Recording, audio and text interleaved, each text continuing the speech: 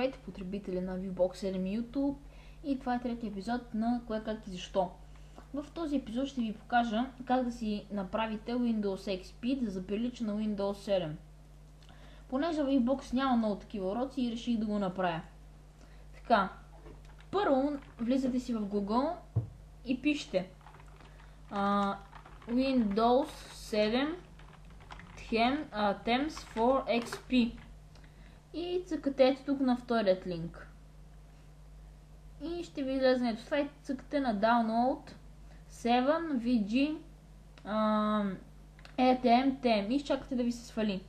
След това пишете в Google Windows 7 Icon Pack for XP и сваляте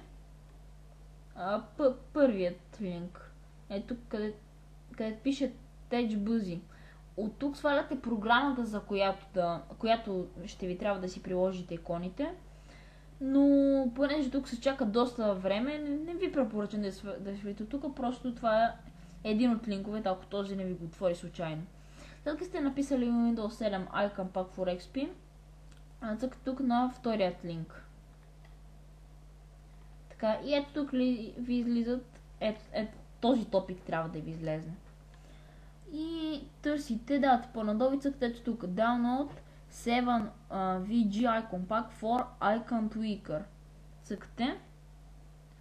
След това ви се отваря ето тук. Цъкате ето това Download 7 VG Icon Tweaker Pack. И ви се сваля.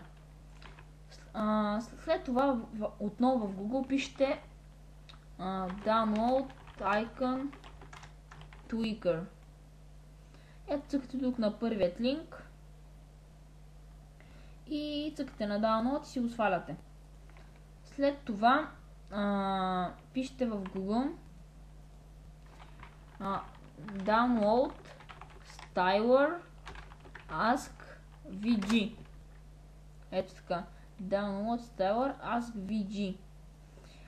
Цъкате тук на вторият линк и ви се появява отново това, което ни се появи при Icon Pack. И сваляте, но един момент, малко объркахме. Би трябвало, ето сега ще ви покажа един момент. Само да ме зареди. Така, би трябва да свалите тази програма. Един момент ще ви покажа с... мога да я намеря. Или пък не, няма смисъл от нея. Така, след като сте ви се свалили ето тези двете работи, 7 VG Icon Tweaker Pack и 7 VG RTM TM, отваряте ето това 7 VG RTM TM for Windows XP by Visual Group. Отваряте го и ето тук едно по едно. Отваряте на първото Extra Common и ето тези двете неща ги поставяте в My Computer C Windows и ги поставяте ето тук и ги замествате.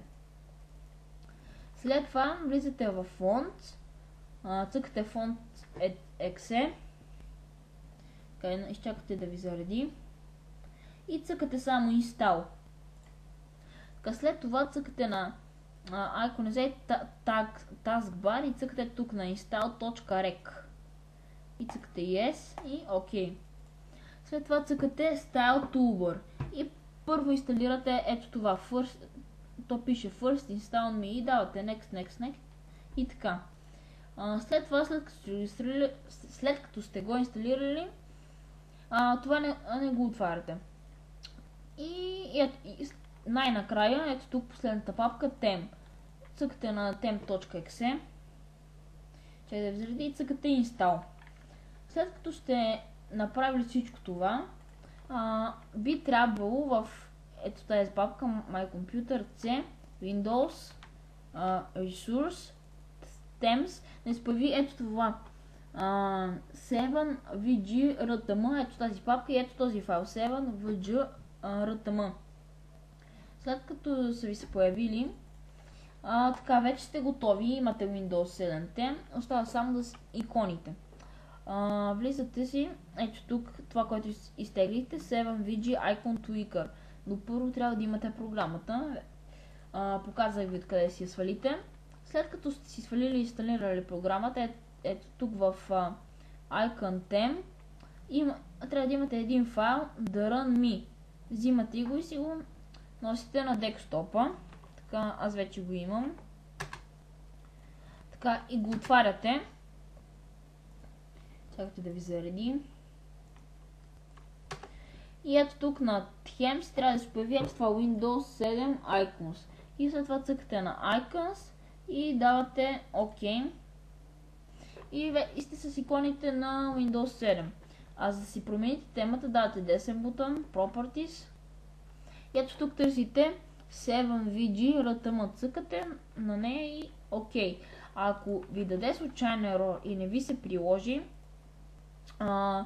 пробайте се ето тук да я приложите C, Windows, Resource, Themes и ето тук десен бутон и отвори Open. Това беше за този епизод. Пишете в коментарите какъв урок искате да направя в следващия епизод на кое, как и защо. Чао и до следващия урок.